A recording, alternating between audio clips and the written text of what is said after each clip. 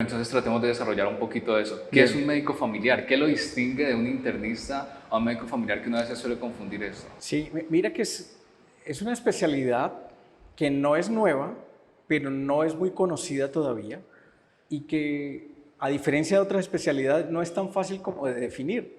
Cuando uno va a hablar de pediatría o de geriatría, como que no necesita más definiciones, o hablar de ortopedia y cirugía, no. Pero la medicina familiar nace como una reacción al especialismo en que terminó la práctica médica. Desde 1910, a raíz de un informe sobre educación médica que se hizo en Estados Unidos y en el Canadá, que se llamó el informe Flexner, ese informe determinó cómo se iba a hacer la educación médica de allí en adelante y de alguna manera todavía tenemos como esa gran influencia que vino desde los Estados Unidos en la formación médica. Pero cuando pasaron, digamos, los primeros 50 años de la implementación de esas reformas en la educación médica, se quiso como evaluar, bueno, qué tanto se había avanzado y se reconocieron grandes avances. Los avances incluían, y ahí nos vamos a dar cuenta que la formación médica tuya, Luis Felipe, tiene mucho que ver con eso. Por ejemplo, en la división, en la primera parte de la carrera de ciencias básicas y luego ciencias clínicas. Eso se lo demos a Abraham Flexner. El último año se llamaba el año del internado y había que irse a vivir al hospital.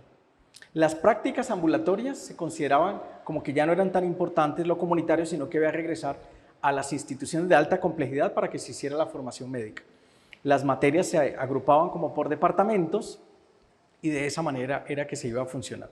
Pues eso pues generó pues ese gran avance. Se tuvieron médicos mejor entrenados, mejor capacitados, pero cuando le preguntaron a la gente cómo se sentía, valoraron todo eso, pero reconocieron que el médico, ese médico que los veía en la niñez y los veía luego en la adolescencia y luego supervisaba los embarazos y posiblemente atendía los partos y se iban haciendo maduros, los seguía atendiendo, que era cercano a la familia, que un fin de semana podía estar con ellos, ese médico de familia se había perdido. Eso salió en algo que se llama la Comisión Hills, es de 1966 y señalaba pues que si bien todos esos avances eran muy importantes, no se podía perder ese médico cercano, ese médico integral, ese médico, digamos, como transversal a lo largo de la vida, que era como el acompañamiento del paciente y de su familia, que consideraba que era muy, muy importante la interacción y la relación con el paciente para el proceso terapéutico, y esa, de alguna manera, se recoge en la especialidad de la medicina familiar. Pero entonces, enfoquémoslo un poco al sistema de salud de nosotros en Colombia particularmente y pues Latinoamérica en general, que son muy parecidos todos.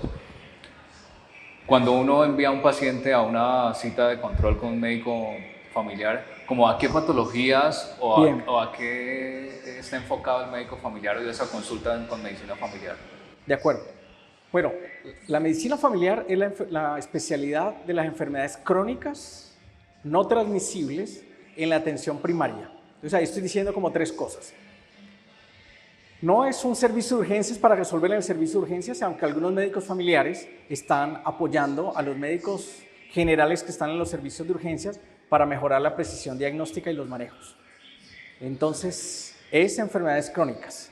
Se hace la distinción que son las enfermedades crónicas no transmisibles, porque ahorita hay enfermedades infecciosas que se convirtieron en crónicas, pero ese no es el grueso del trabajo, aunque algunos de esos pacientes, por ejemplo, de programas con HIV, son manejados por médicos familiares, pero ese no es el fuerte. ¿Listo? Entonces, enfermedades crónicas no transmisibles, pero en la atención primaria, y ahí es la gran distinción con los médicos internistas, que lo preguntabas también al comienzo, Luis Felipe. Entonces, no es una especialidad que esté rivalizando con la medicina familiar, con la medicina interna. La medicina interna va a ser no el del cuidado primario, no va a ser el primer contacto con el sistema de salud, sino que el paciente que es hipertenso, que es diabético, que está dislipidémico, que está en obesidad, que está en hiperuricemia, entonces va a tener la puerta de entrada por el médico familiar. ¿Listo? El médico familiar espera que tenga un mayor poder de resolución y de manejo, que logre llevar a ese paciente a las metas, que optimice su manejo farmacológico y las intervenciones no farmacológicas. Si algún paciente no logra las metas o se sale por su grado de complejidad la suma de esas patologías, iría a la siguiente instancia, que es la medicina interna. La medicina interna entonces ya no es del cuidado primario. Por eso los internistas se han dedicado a hacer o prácticas hospitalarias, o muchos de ellos han terminado siendo los que hacen la atención en las unidades de cuidado intensivo. Aunque también admito que algunos médicos familiares están en unidad de cuidado intensivo, esa no es la formación del médico familiar. El médico familiar es como la puerta de entrada al sistema, ¿ya? De hecho, en algunos sistemas europeos lo llaman así como el gatekeeper, es como el guardián de la puerta, es el que determina cuando entra el paciente cuál es el camino que debe tomar, o si desde esa misma puerta él le resuelve y le dice no debes ingresar a congestionar más el sistema de salud. Así está organizado, digamos, para todo el mundo, y aún en el papel para el modelo colombiano todavía está.